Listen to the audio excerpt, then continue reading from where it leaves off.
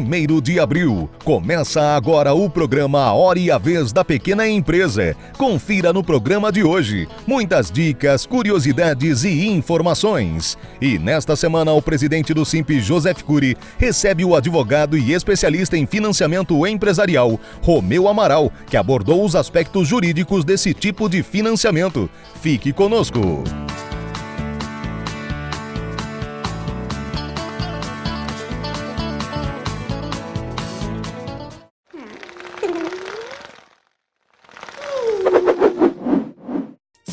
O Festival de Camarão e Massas é a nova atração gastronômica da CEAGESP. Até 30 de abril, o público pode comer à vontade, mais de 40 opções pelo preço fixo de R$ 59,90 por pessoa. No cardápio, os crustáceos vêm combinados com diversas variedades de massas e molhos ou individualmente. Entre as atrações estão o espaguete com camarão, camarão assado, camarão crocante, entre outros. O acesso é pelo portão 4 da CEAGESP, na altura do número 1946, da Avenida Doutor Gastão Vidigal, na Vila Leopoldina. Vá e se delicie!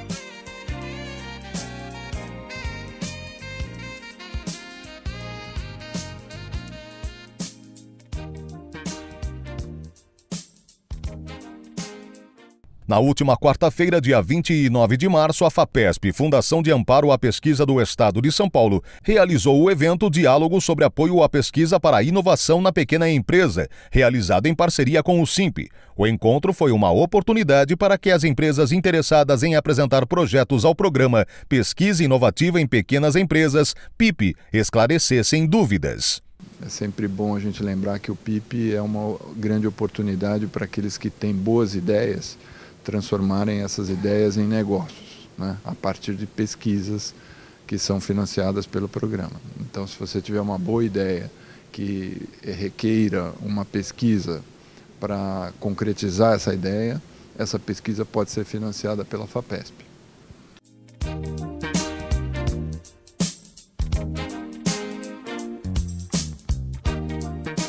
A contadora Márcia Alcazar volta ao programa com mais uma dica sobre imposto de renda pessoa física. Confira! Uma outra orientação importante são os contribuintes que recebem algum tipo de doação. Então, por exemplo, se você já declara o seu imposto de renda e você recebe uma mesada do seu pai, uma mesada da sua mãe, uma mesada do avô, da avó, ou seja, uma doação em dinheiro ou de qualquer bem, né? Você precisa observar o limite de isenção. Porque também tem um imposto. Receber uma doação, você pode receber de quem você quiser, de quem quiser te dar o bem, o dinheiro, enfim. Mas para quem recebe, tem que observar o valor. R$ 58.875 é o limite de doação que você pode receber em 2016, isento de imposto. Acima desse valor, você tem a necessidade de recolher um outro imposto estadual, que aqui no estado de São Paulo se chama ITCMD. E ele também vence no mês seguinte ao recebimento do recurso, tá? Então essa dica é uma dica que chama a atenção de todos os contribuintes, porque sabe que para entrar dinheiro na conta tem o olhar do leão e você tem que pagar o imposto de tudo aquilo que você recebe, observados os limites de isenção.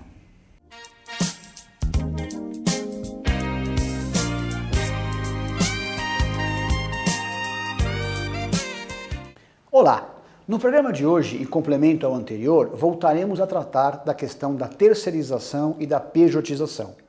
Bem, sabemos que atualmente há por volta de 13 milhões de empregados terceirizados e esse contingente poderá aumentar entre 2 e 3 milhões no curto prazo se a lei for aprovada. Nota-se, portanto, que é algo extremamente relevante para a sociedade como um todo. No momento, o que temos é a aprovação do PL pelo Congresso, que então remeteu o seu texto ao presidente da República para sanção. É possível que nos próximos dias a lei seja sancionada e tenhamos então acesso ao texto definitivo. Alguns itens do PL aprovado poderão ser vetados, ao menos assim dão conta os noticiários, e portanto não temos exatamente o contorno daquilo que virá com a nova regra de terceirização.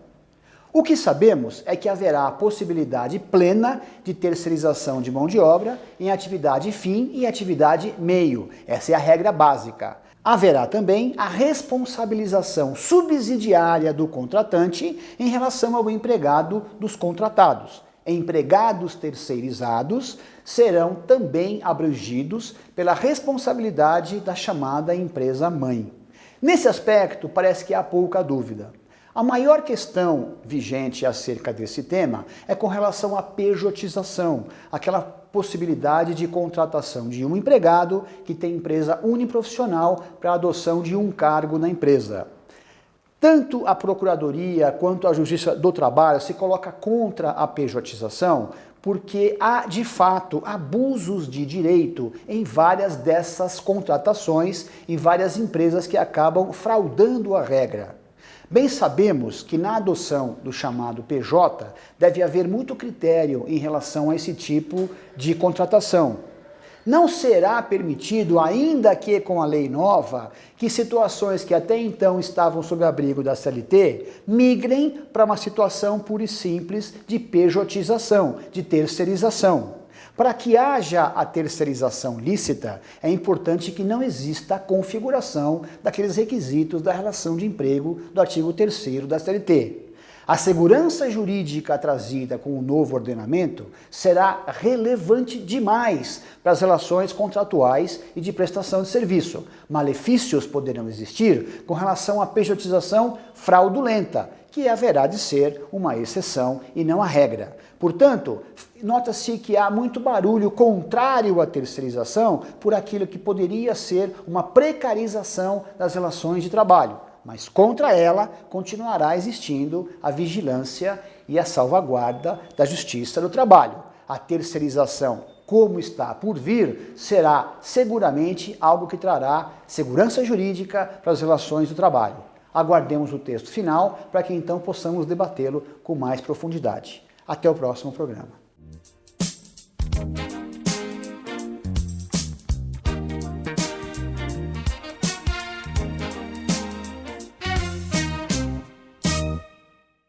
Em solenidade realizada no 2º Comando Militar do Sudeste, no último dia 24 de março, foi consumada a passagem de comando da 2ª Divisão de Exército. Após 14 meses sob o comando do general de divisão Décio Luiz Chons, ela tem um novo comandante. O general Eduardo Diniz assumiu o posto. Diversas autoridades civis e militares acompanharam a solenidade. Comandar a 2ª Divisão do Exército é um grande desafio, mas também, ao mesmo tempo, um grande privilégio. A 2ª Divisão do Exército é um vetor de atuação bastante eficiente da Força Terrestre, contando aí com 2 brigadas das mais operacionais do nosso país. É um momento de reflexão, né? Nós olhamos para trás, para esse curto período em que estivemos no comando, e é claro que sempre se percebe que haveria, sim, espaço para fazer mais alguma coisa. Por outro lado, temos também a consciência muito tranquila de que, naquele momento, o melhor que era possível fazer foi feito. É muito simbolíssimo, né? Esse momento, na realidade, ele vem passando administrativamente, mas esse momento é muito simbólico para nós e representa muito.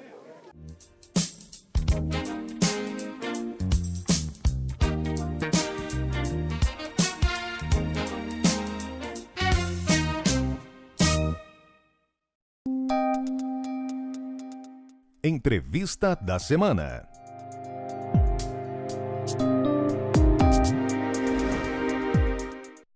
O nosso convidado de hoje é o professor Dr.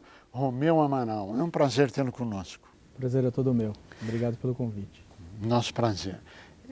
Professor, muito se fala, e a sua especialidade é financiamento empresarial. O sistema financeiro retirou de circulação, no ano passado, 2016, R$1 trilhão. Hoje nós vivemos um momento de falta de crédito no mercado, de restrição absoluta de crédito. Apenas 6% das micro e pequenas indústrias têm capital de giro mais do que suficiente. O que o senhor pode nos dizer a respeito?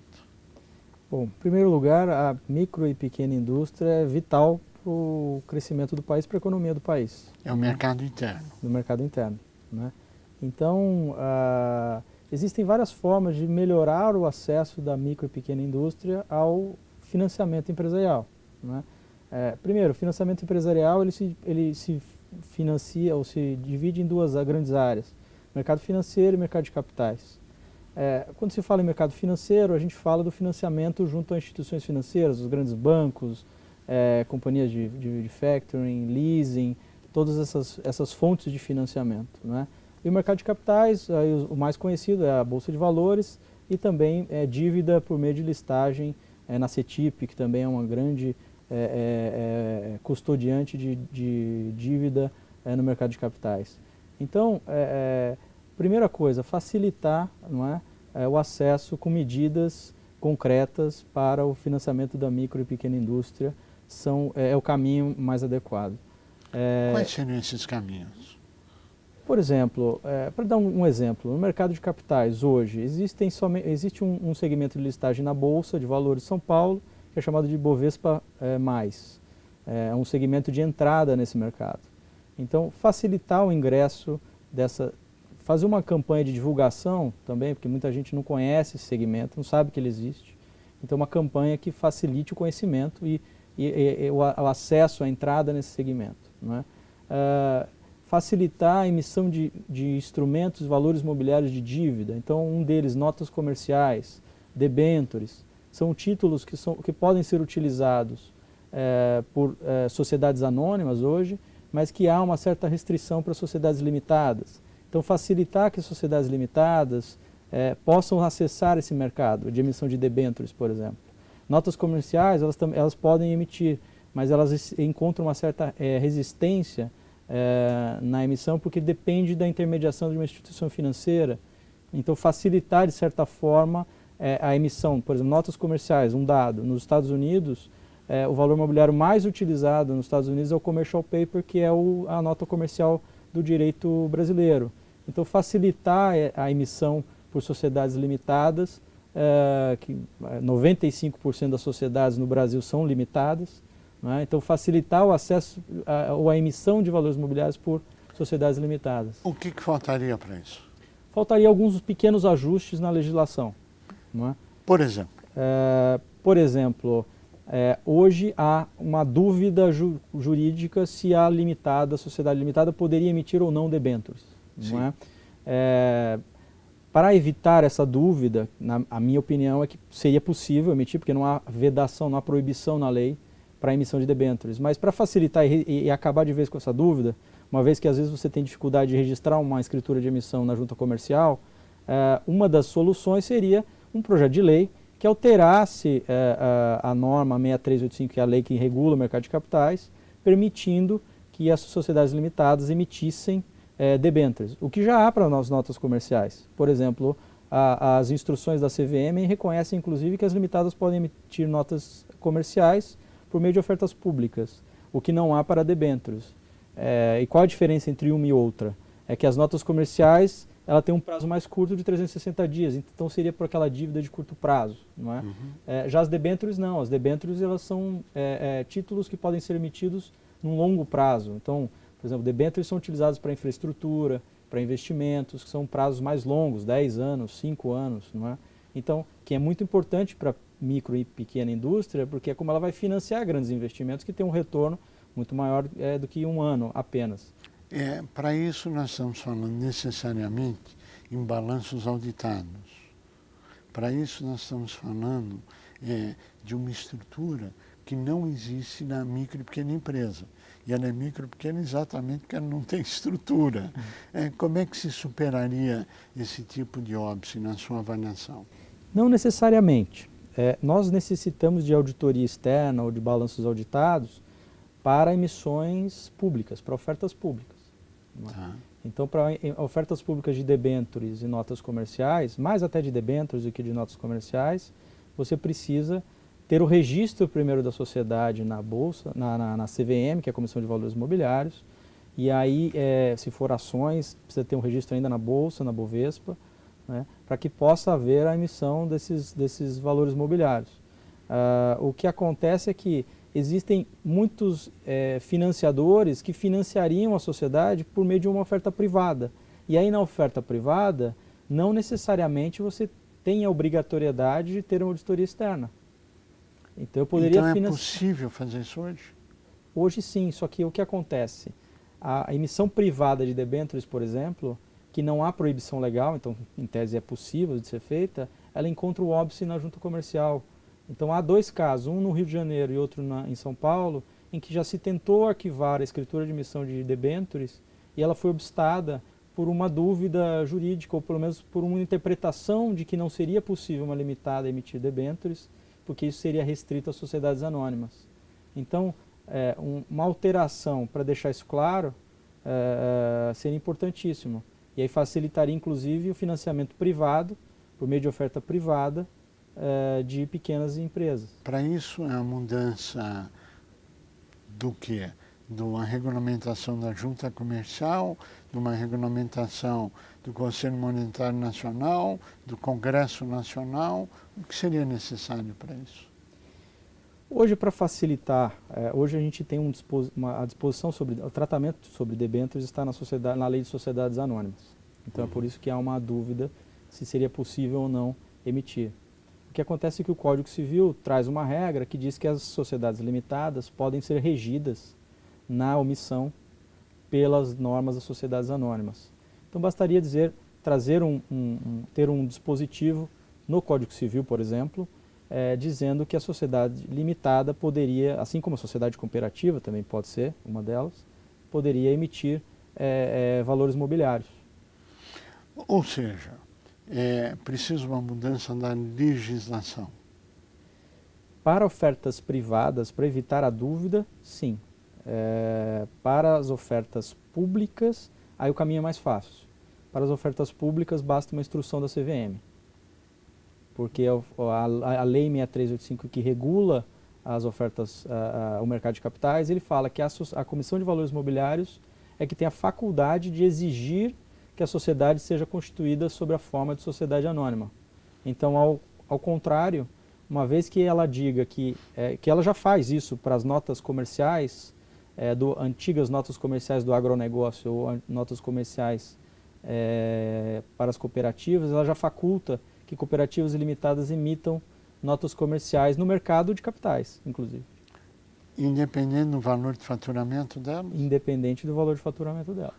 Ou seja, basta a CVM autorizar? Para hoje já há autorização para sociedades limitadas e cooperativas com relação às notas comerciais. Não há com relação às debêntures. Então bastaria essa autorização da CVM para as debêntures também. Então hoje o obstáculo está onde? Ou não tem obstáculo? Há um obstáculo para as debêntures ofertadas publicamente na necessidade de esclarecimento da CVM.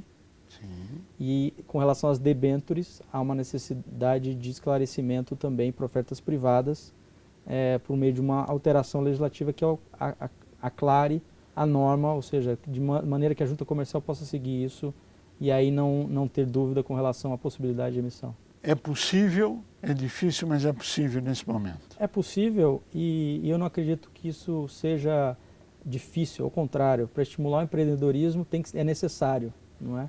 Então é fundamental até que isso seja feito. Mecanismos de financiamento à pequena à micro e pequena indústria devem ser implementados porque é fundamental para o país. O sistema financeiro retirou no ano passado R$1 trilhão em circulação de empréstimos. Em 2017, nós estamos assistindo à redução da Selic e o sistema financeiro aumentando a taxa de juros. Como é que se contrapõe a esse cenário para que as empresas consigam cada vez mais sobreviver e continuar gerando emprego? Porque sem empresa não existe emprego, sem emprego existe a recessão. E é o que nós estamos vivendo nesse momento. O que ocorre hoje é que as micro e pequenas indústrias concorrem na captação de recursos, primeiro com o governo federal, que emite títulos do Tesouro, uma grande dificuldade de financiamento por órgãos, agências de fomento, né, que no passado privilegiaram grandes indústrias e então hoje você tem uma certa dificuldade de obtenção de recursos. Então, o que precisa ser feito é melhorar o acesso ao mercado de capitais, por exemplo. O mercado de capitais é um mercado que em outros países é extremamente utilizado para o financiamento da empresa e que no Brasil ele ainda, perto de países mais desenvolvidos, ele ainda engatinha em certos mercados, por exemplo, o mercado de dívida, que é o que eu mencionei, debêntures, notas comerciais, o certificado de recebíveis do agronegócio, certificado de recebíveis da indústria, são instrumentos de financiamento que poderiam ser muito mais utilizados e eles não são tão utilizados porque concorrem diretamente com os títulos de tesouro. Então, o investidor, quando ele tem um recurso para aplicar, ele busca um investimento que seja mais seguro, com taxas mais rentáveis. Então, enquanto o título de tesouro estiver remunerando com taxas altas, ninguém vai investir numa debênture, numa nota comercial de uma empresa. Nesse momento, a economia brasileira está num momento recessivo. Nós estamos ouvindo agora o governo falar que ele quer aumentar impostos.